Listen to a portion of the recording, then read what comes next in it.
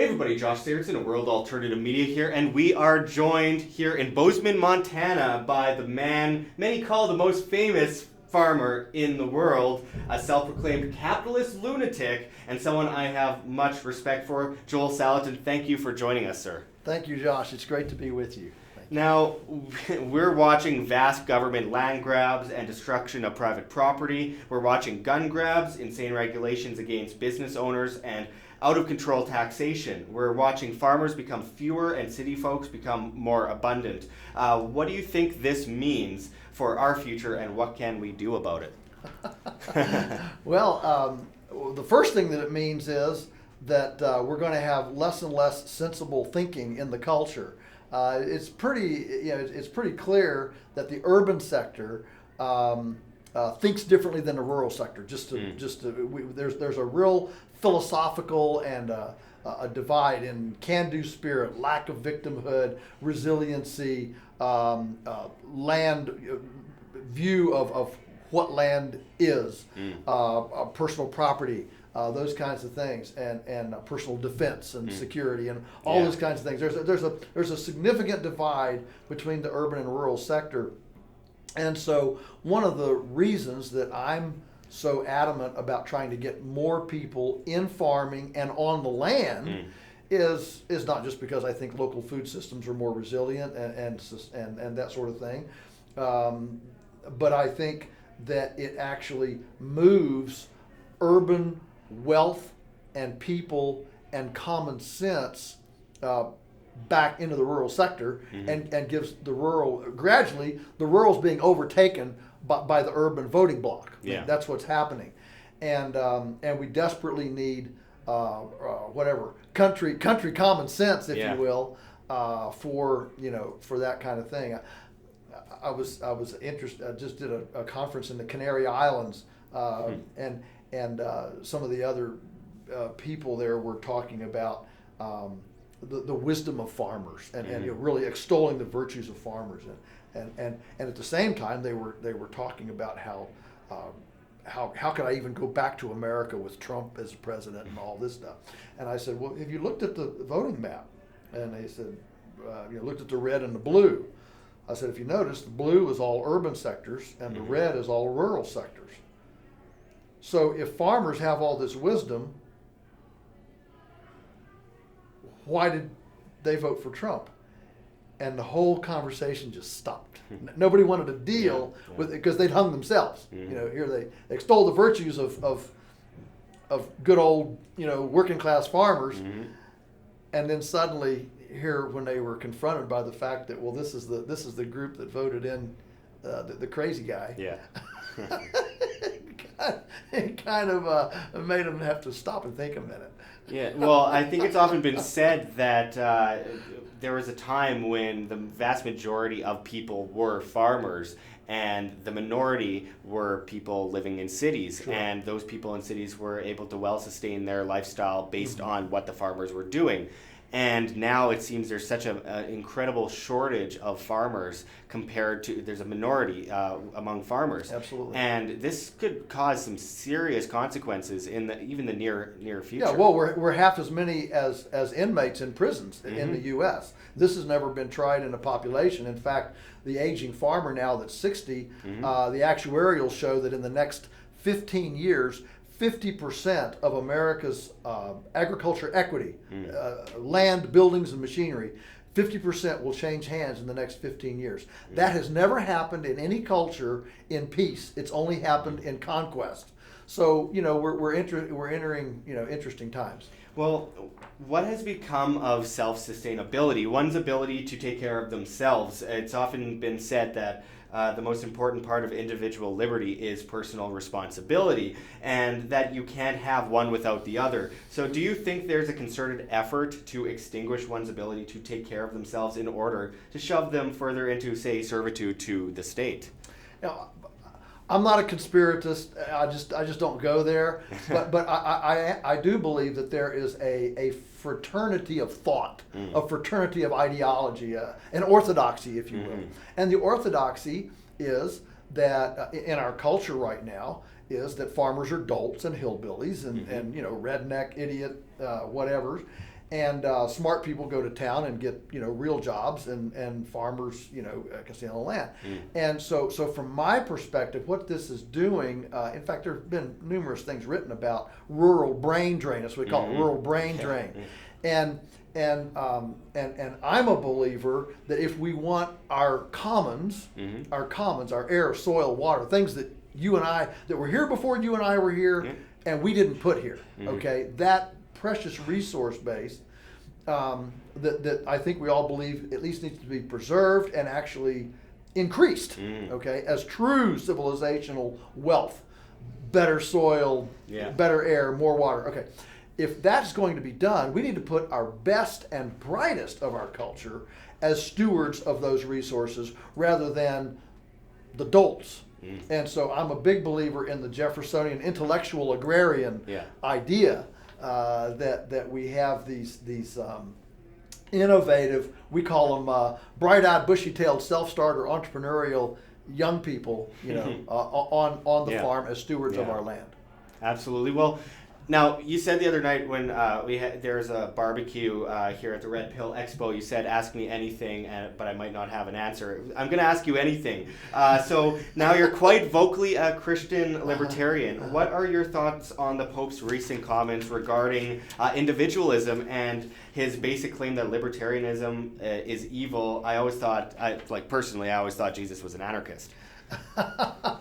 Well, I think there is a great amount of tension between community and individualism, and it is a tension, and we have to recognize it a tension, and there's a balance there, and the person who goes over to the individualistic side completely without recognizing responsibilities to maintain the community water, breathable air, and soil, that person is not helpful to a regenerative culture.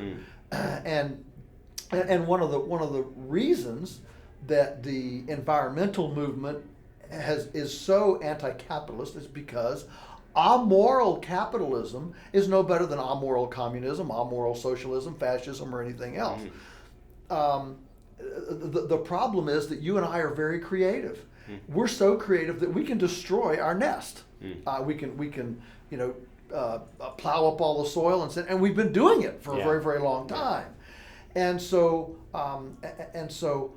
I appreciate that liberty is absolutely essential for innovative solutions. That's the germination tray for the lunatic fringe, right? That's the innovation. But it has to be bound, if you will, by a moral, ethic, community framework so that we don't individually destroy our own nest. Many would call that, I suppose, the non-aggression principle, to not aggress against other free human beings unless you're being aggressed upon. And I think that it's important to mention the differences, of course, between collectivism as it is being forced and collectivism as it is voluntary. And I think that it's. I think that it's interesting that a lot of people in the liberty movement think religion is slavery, which is interesting considering it is a voluntary contract with God. It's not like you are being forced to be a Christian. You are someone who believes in Christianity and you believe in what you are faithful in. So that's voluntary. So I think that there has to be that big dividing line. Well, for me, I mean, ultimately, the courthouse says that I own this land, but really, I don't own it. I'm a pilgrim passing through. The earth is the Lord's and the fullness thereof, right? That's the biblical position. And so ultimately, I'm a steward. And so I'm looking around saying, well, if I were God, what would my return on investment be? Would I be pleased with a dead zone the size of New Jersey in the Gulf of Mexico? Is that a good return on investment? I don't think so. Are gullies and ditches and depleted aquifers and undrinkable water and stinking air from factory houses, is that a good return on investment? No. And so we on our farm, we look directly at the template of order, at the template of how does nature work, how does ecology work, and try to build in our farm production and business based on that template. You know, we were clever enough for a long time to grind up dead cows and feed them to cows. And we're told by, you know, the powers that be that this is progressive, you know, science, and we can grow them faster, fatter, bigger, cheaper, and this is a good thing. And then suddenly, you know, there was this big understanding that, well, maybe we shouldn't have done that, and with bovine spongiform encephalopathy.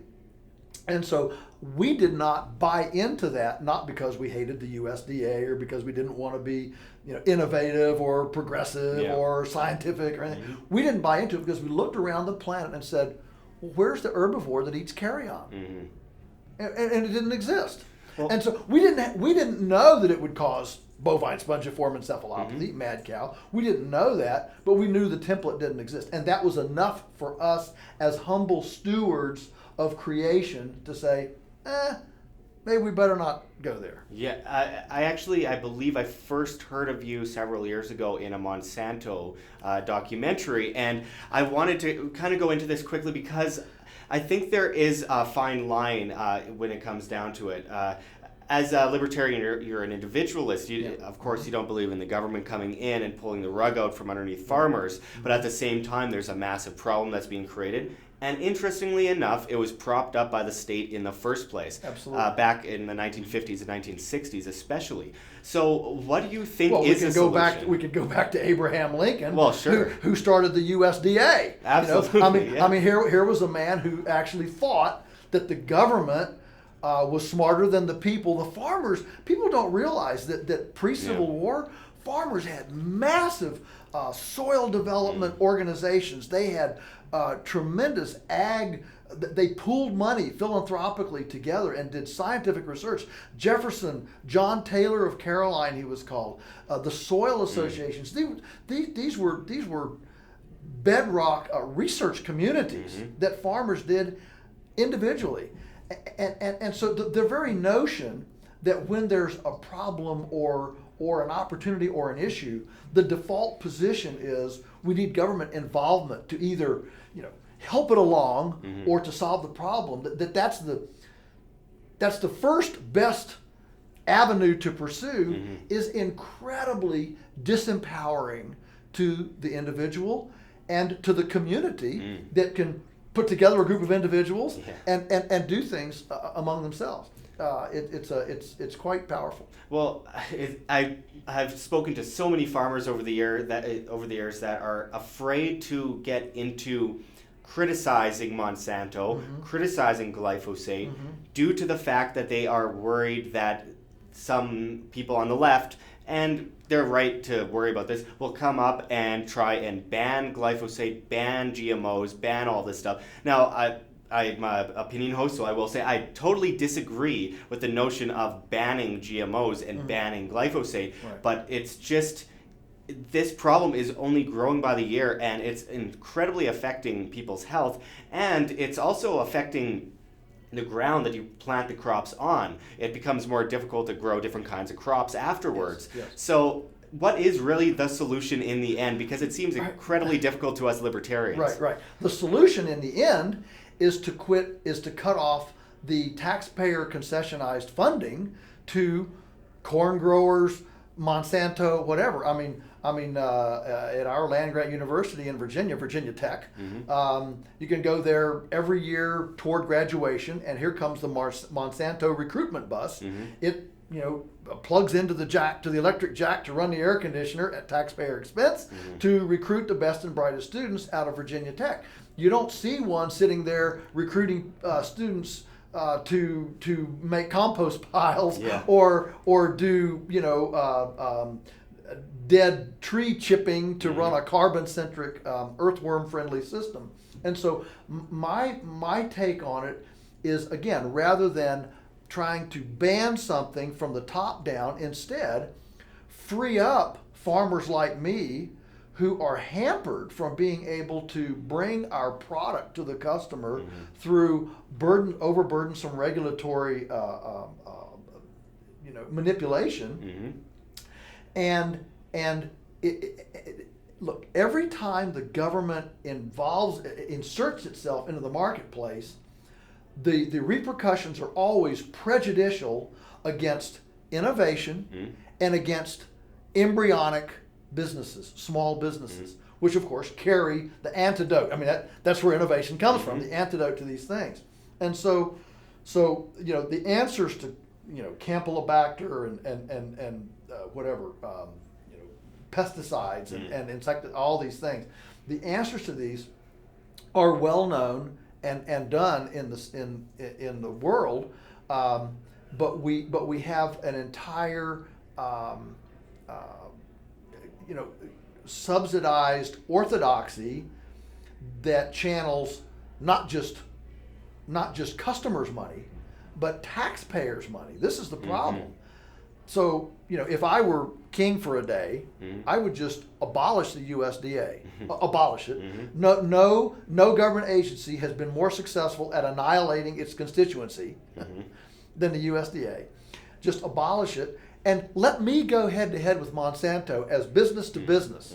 The problem is when you have Monsanto and all the land grant system and the whole orthodox fraternity of academia against me, it's an unlevel playing field. Absolutely. But if it's just one business against another business, hey man, I'll take you anytime. Absolutely. Individual demand is being stomped on and crushed today. Yes. One of the issues, as you said, the USDA, there's also the patent laws, the patent office.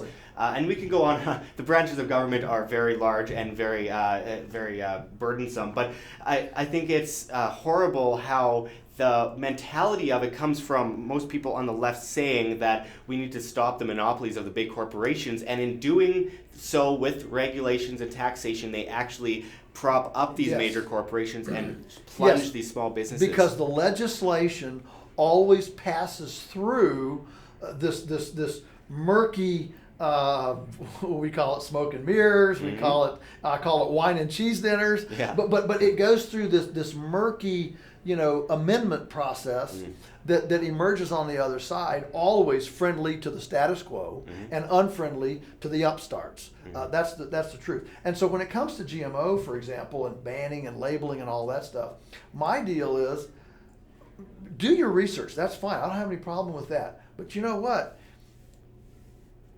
Your liberty stops at my nose. And so I think the libertarian approach to the GMO problem is that we should enforce trespass laws. Here are your beings that are inherently promiscuous because propagation is what they're all about, right? So we've got a promiscuous being that's been developed. It's not Mendel's peas. It's not hybridization. When the sexual plumbing doesn't match up, man, it ain't right. Okay, and so this is overcoming a whole host of barriers that nature has put in place that this would not happen, and in our big intellectual capacity and our mechanical ability, we've been able to pierce that barrier, that wall, and overcome the template, the pattern, the order of nature. And it's okay if you want to do that, but you know what? Keep it on your property. Normal jurisprudence, if your bull being that you own comes onto my farm and tramples my rose bushes, you're liable for that. And the district attorney will back me up. I can go down, file a grievance, and he'll haul you in and say, let's get this straight. Today, we're so upside down in our jurisprudence that when your Monsanto bull, in this case your GMO corn, trespasses on my farm and gives me beings that I don't want, not only are you not liable, I have to pay you a royalty for the privilege of your bull coming and tromping on my rose bushes. That's insane. It's absolutely insane. And so to me, that gives the libertarian the high road. we're okay with the research as opposed to the banners, Yeah. that can easily be branded Luddites, barbarians, anti-science. Are you with me? We now take the high road. Yeah, let science proceed, but let it proceed within its own individual boundaries and take responsibility for those life forms. You can't just spread them willy-nilly over your neighbors and have your fist hitting my nose. I think that is a true individualistic response. So you can have both the science and you can have individualism at the same time with the protection of sensible jurisprudence. You bring a lot of common sense to the argument, and it's interesting because for someone that's so popular in the Monsanto movement, you must not be too popular in the Monsanto movement, because I'm part of the Monsanto movement myself up in Canada, and I'll tell you, I mean, I've spoken about the very same things to people, and most do not agree at all. Let's just put it that way. There is a large left-wing kind of monopoly on the anti-Monsanto movement. Oh yeah, and the whole labeling issue. Look, the whole injecting the label thing on our farm. We direct market, so we deal with labeling laws and labeling issues. And let me tell you, labeling is another whole quagmire. I mean, if you don't have just the right word or the right font or the right typeface, the right size, different parts of the label have to be a certain size, other parts have to be. What I'm getting at is the whole labeling bureaucracy is voluminous, like all bureaucratic stuff. And so when people say we need a label, I'm saying no, I don't want a label. Now as a small business, a small farm, now suddenly I'm thrust into this compliance quagmire of a label. No, you don't have to eat GMOs. You can get organic. You can get your local farmer. You can turn off the TV or whatever and go and invest some time finding your food treasures in your community. Every community has them now. There's way more of alternative food now than there was 20 years ago. Way more. And so, but you need to invest some time in it. You can't just come home from your job and say, as long as Hot Pockets are in the freezer and football is on TV and the Kardashians are on People magazine, life is good. You can't do that. You have to get up out of the stands and participate. Absolutely. And just finishing it off, far too many young people today, they will say, why can't I be successful instead of what can I do to be successful? And I know you're passionate about success and people being able to find their way in the world. So why do you think this is, and what can younger people learn from your experiences in order to find the success and, of course, happiness so many wish they could have? Yeah, well, I think that part of it is simply time management. I think most of us struggle with time management. And we fritter our time away just with entertainment, recreation, different things. And some people I'm sure would call me a workaholic. Okay, well, I'm all right, guilty. But I love my work, and I think that finding a vocation that you really love, and not just because you have a grandmother or a grandfather or a parent or a school guidance counselor in your ear saying, well, you should do this.